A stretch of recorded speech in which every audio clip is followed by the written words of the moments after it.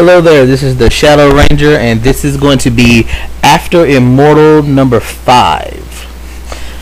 Again, the premise of the After Immortal videos, I believe that the Immortal storyline being the main storyline in TNA for the past several months, when it comes to the end, it has to be a complete conclusion.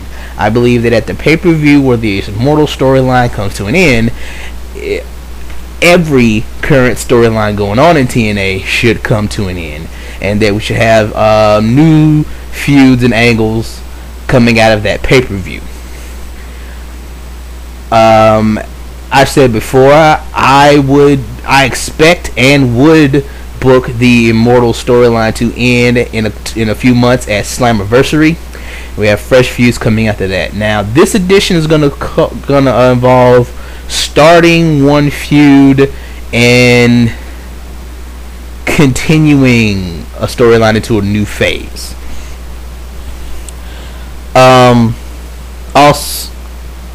Well, let me say it in a minute. Since this is going to involve fantasy booking, I need to give my disclaimer. I am in no way saying that I can book wrestling better than the bookers or writers of any wrestling organization. These opinions are mine and mine alone, and only represent something that I would find entertaining. Alright, so this edition of After Immortal number 5 is going to involve two feuds of the TNA Knockouts. They would start at Slammiversary and go until Bound for Glory. And they're a bit connected, so I'll start with the beginning of how the two stories will be connected, and then I'll split off into each individual feud. This Sunday is TNA Lockdown, and we will be having the Knockouts Championship match, Mickie James versus Madison Rayne. It's Mickey's putting her hair on the line in the match. If she loses, her head will be shaved. For that reason, it's pretty much a given that she's gonna win. I would be really shocked if Mickey's head gets shaved. I fully expect Mickie James to win. However, as I've said in other videos, I don't think she should. I think there's way more interesting and compelling storylines that you could do with Mickie James if she doesn't win the title. So, she wins the title at Lockdown.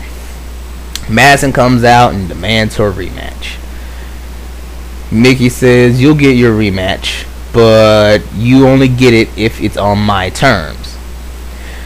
Madison says, "Okay, what are the terms?" "Okay, whatever, I just want my rematch." Mickie says, "Here's the terms. First of all, I'm going to make you wait for it. You don't get your rematch until Slammiversary. You don't get it at the next pay-per-view, which is, I believe is still going to be Sacrifice. I don't think they changed the order of that one. So you don't get your title shot until Slammiversary." Okay? Mickie says, "Second, I pick the match. Just so we can finally settle things once for all, it's going to be a no-holds-barred match. No disqualifications, no countouts, but it has to end in the ring, only be won by pinfall or submission." Madison agrees, says the last stipulation is that it's going to be the final title match between the two of us. Win, lose, or draw, this is the last time you and I will face each other for the Knockouts title. If I win, you can't challenge me for the title ever again. As long as I'm champion, you can't challenge me for the title. But if you beat me and win the title back, I will never challenge you for the title for as long as you're champion. So it's the end of it. Madison agrees. The match is on. They would probably both be off TV for a couple of weeks. Well, Mickie would be, and we would take those 2 weeks to build up the further dissension between Madison Rayne and Tara. They teased that on Impact this week because Tara was about to tell Madison off. But we have to establish the fact that Tara's only in TNA because Madison brought her back. That if Madison fires Tara, she's going to be gone. So their dissension continues, and Madison gives Tara an ultimatum.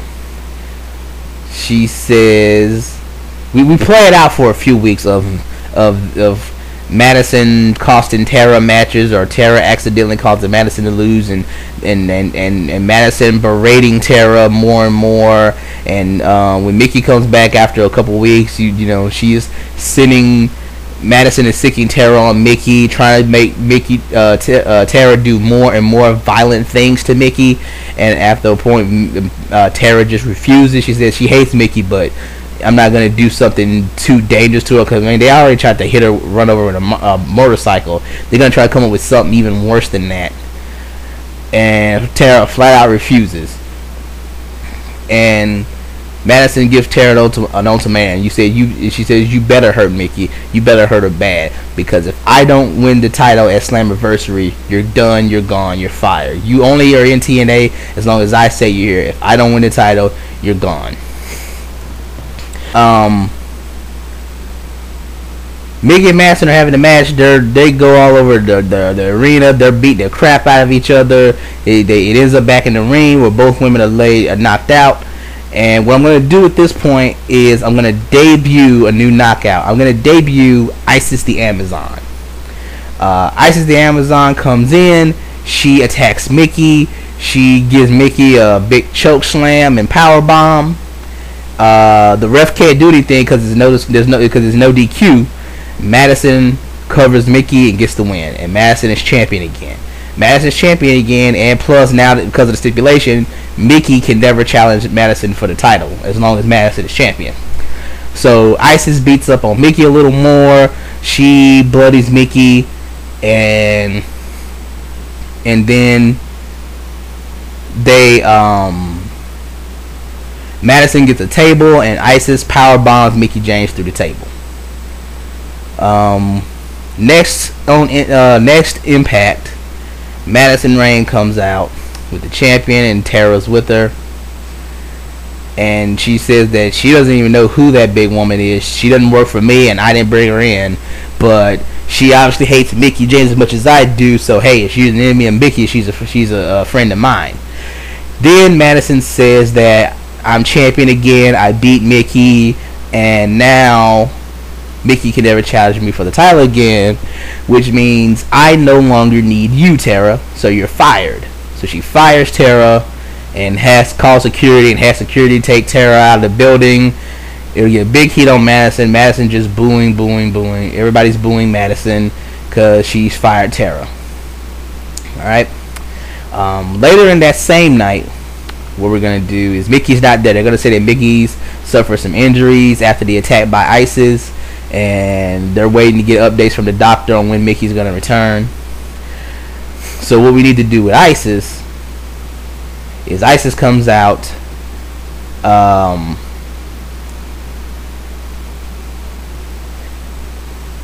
during another women's match. What you do is early in the night you say you're going to have two new women who are looking to get a spot in TNA, and they're being given a tryout match to see if they can impress TNA management and become part of the knockouts. And they have the two women. Just get yourself two indie girls that nobody knows about, two indie jobbers, and have them go in the ring for like a minute and a half.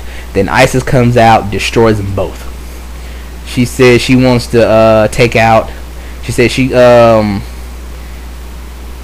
came to make an impact, and she went after Mickey because she's big and bad. She can do that.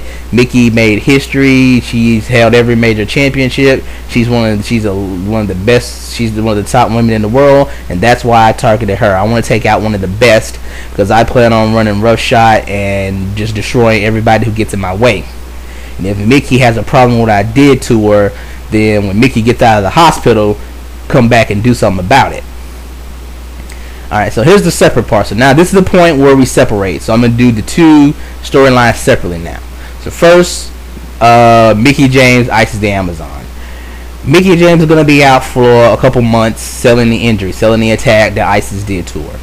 Meanwhile, Isis is going on a tear. You just get a bunch of job girls, toss them in the ring, and let Isis destroy them. Like when they used to do the squashes with Awesome Kong back in 07. Just Isis destroys everybody in 2 minutes. She never takes a fall. Nobody ever gets Isis off her, even gets her off her feet. She's on a tear. She's destroying every woman they can find. You just send her indie jobber after indie every week, every impact, every explosion. Just 2 minute squashes where she's destroying everybody. You do that for about a month and a half, and then we do her first actual program. We need somebody more well known that's faced Ice at our first program to get beat by her. We could bring back maybe ODB, Roxy, Alyssa Flash, possibly. Just somebody that can actually go toe to toe and actually last with Isis for more than a few minutes. But you got to make sure that very rarely does anybody knock Isis off her feet. And every match, Isis, even if it looks like somebody's gonna try to, Isis destroys them in the end. She's taking them all down. You can probably get Taylor Wilde to show up for 1 week. Even though Taylor's retired, she might show up for one night to lose to Isis. You just have Isis destroy everybody for a couple months. Most importantly, never let anybody take her down, but tease a bunch of times people trying to body slam her and failing, like that she's too big and they can't pick her up. So let's see, this would be a Slammiversary is in June, so we say Isis is going on a tear through people in July and August. Mickey returns in September, early September, to attack Isis. They go at it. Mickey's like the first person to ever take her off her feet, but they don't actually have a real match. Mickey tries to body slam her once, and even Mickey can't do it, but she takes her down with a chair. She's the first one person to ever really look like she could take down Isis, and then you build up to Mickey James versus Isis the Amazon at Bound for Glory. You got to really sell the injury that Isis does to her at Slammiversary, saying that it was career threatening. You talk about how Mickey finally achieved her goal of being the first woman to win every major title in women's wrestling, and then she just achieved her goal of becoming knockout champ after the months and months she went through to get the title. She finally had it, and Isis took it away. You build Isis up as this big, powerful monster. And eventually what you do at Bound for Glory is what you build up to is your Hogan Andre WrestleMania 3 moment where Mickey James finally can body slams Isis the Amazon, because other people have tried and nobody's been able to get her off her feet, and Mickey fucking finally body slams her and wouldn't have her do a leg drop. Then it just totally obvious, because Hogan will go for that. You know, it's your Hogan Andre moment. You know, Hogan's in TNA, he'll love that. It's a female version of Hogan Andre moment. Mickey, the crowd will go nuts. She finally picks Isis up, gives her the big body slam. Mickey goes up top, maybe hits her with like a flying elbow or a frog splash or something, gets the pinfall, and beats Isis at Bound for Glory. That's your big knockout Bound for Glory moment.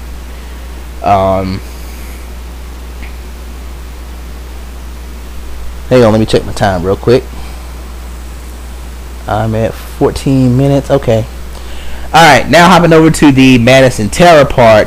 So the night after, the Thursday after Slammiversary, Madison's champ again. Mickey can never challenge her again. Mickey James is finally out of her hair. And she's like, I don't need Terror anymore. So Terror, you're fired.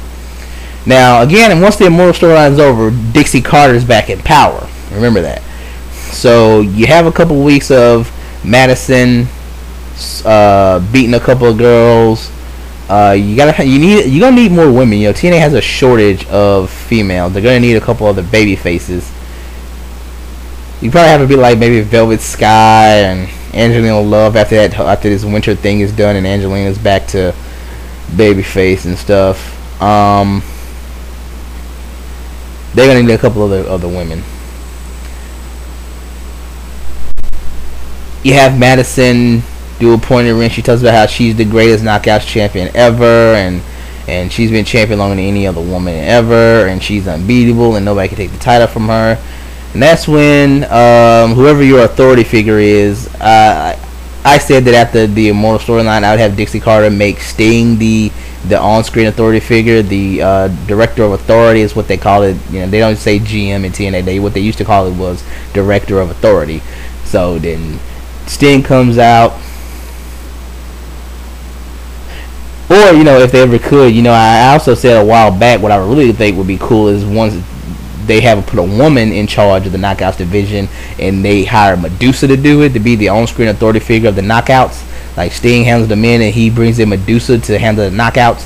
So that's what I think would be pretty cool. So Medusa comes out and she says that Madison is going to have an opponent because she found somebody that would love to challenge Madison. Madison's going to face the newest TNA knockout, and it's Tara. She reveals, I rehired Tara to a new TNA contract, so she doesn't work for you anymore.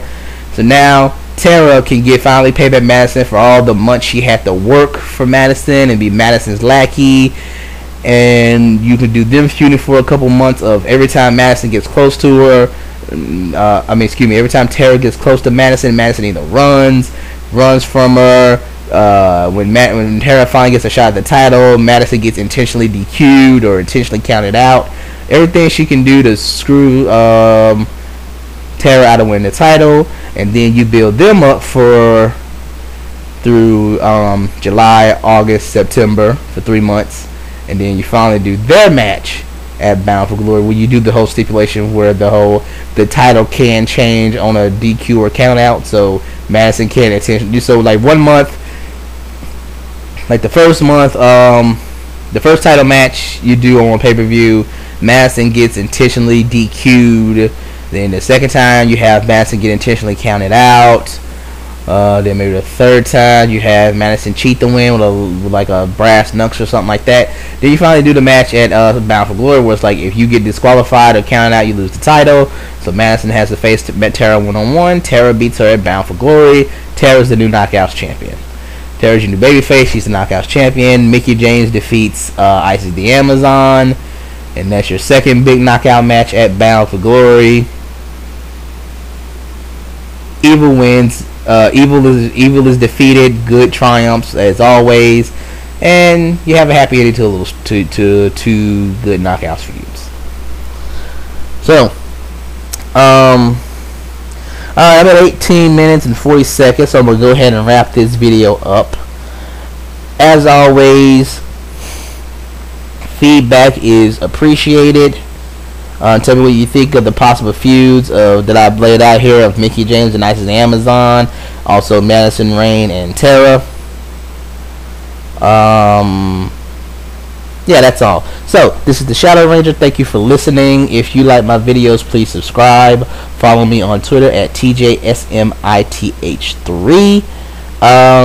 Send me some questions for my next Q&A, and have a nice day.